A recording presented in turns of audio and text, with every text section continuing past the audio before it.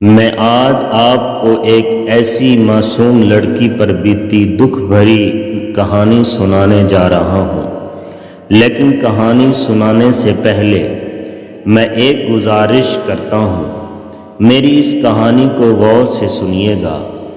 آسمہ نے جب سے ہوش سنبھالا تھا، سمجھداری کی باتیں کرنے لگی تھی۔ سب کہتے تھے کہ آسمہ جس گھر میں جائے گی اس کے نصیب جاگ جائیں گے، مگر افسوس کہ آسمہ کے نصیب سو گئے تھے۔ پہلے یہ لوگ کرائے کے مکان میں رہتے تھے، مگر جب سے ابا کا قراندازی میں پلاٹ نکل آیا تھا، اسے اس کو بنانے کی دھن سوار ہو گئی تھی۔ وہ قرض کی کوشش میں لگے ہوئے تھے۔ پھر ان کی نظر ایک ایسے شخص پر پڑی جو ہڈی دکھا کر بکرا وصول کرنے والے تھے۔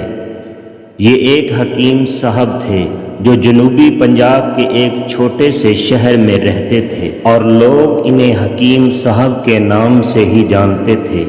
ان کے ہاتھ میں ایسی شفا تھی کہ آس پاس کے سبھی لوگ ہر چھوٹے بڑے مرض کی دوا انہی سے ہی لیتے تھے، اور یوں حکیم صاحب کا مکتب بھی خوب چلتا تھا۔ جب آسمہ نے حکیم صاحب سے قرض مانگا تو حکیم صاحب تو گویا سوچوں میں پڑ گئے۔ پہلے کہا کہ جگہ دکھاؤ۔ جب ان کا گھر دیکھنے آئے تو گھر تو دیکھ لیا، مگر ان کی نظریں آسمہ پر پڑ گئیں۔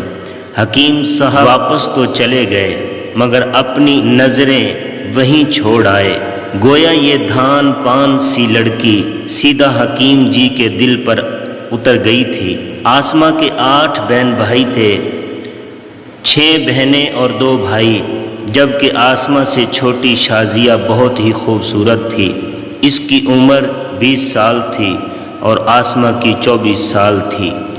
شکل و صورت تو اچھی تھی، مگر وہ معاملہ فہم بھی کافی تھی۔ شازیہ کی وجہ سے اس کا حسن دبتا ہوا محسوس ہوتا تھا۔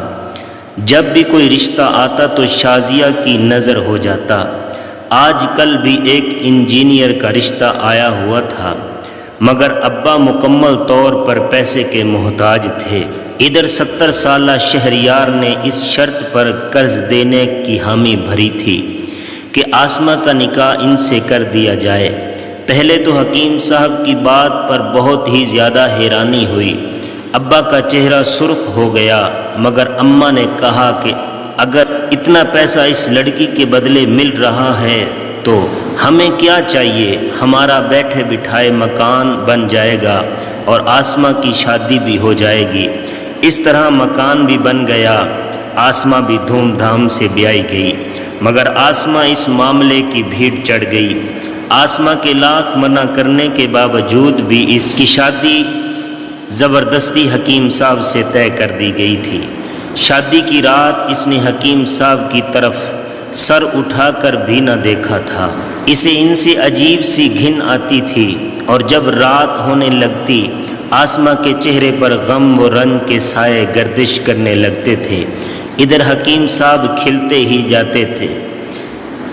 انہیں اس عمر میں ایک 24 سالہ لڑکی کی رفاقت جو مل گئی تھی، سب جانتے تھے کہ جوانی اور بڑھاپے کا میل نہیں ہوتا، لہذا رفتہ رفتہ آسمہ کے دل میں شہریار کی نفرت جڑ پکڑنے لگی۔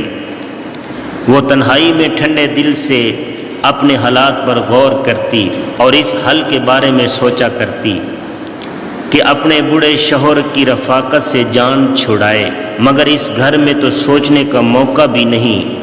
حکیم صاحب کے 5 بیٹے اور پوتیاں اور پوتے اور نواسیاں بھی تھیں۔ بے شک ان کا گھر بہت بڑا تھا، مگر اتنے لوگوں کی آواز کے دماغ خراب کر کے رکھ دیا تھا۔ پھر جب سناٹا ہوتا تو آسمہ کی سوچ بچار کے دروازے کھل جاتے۔ سوچ بچار کے بعد اسے اپنے شوہر کے بڑھاپے کا ایک حل سمجھ میں آیا تھا، مگر یہ کافی دیر تلک تھا۔ اوپر سے آسمہ کی بدقسمتی یہ کہ اس کا میکا بھی اس کا ساتھی نہیں تھا۔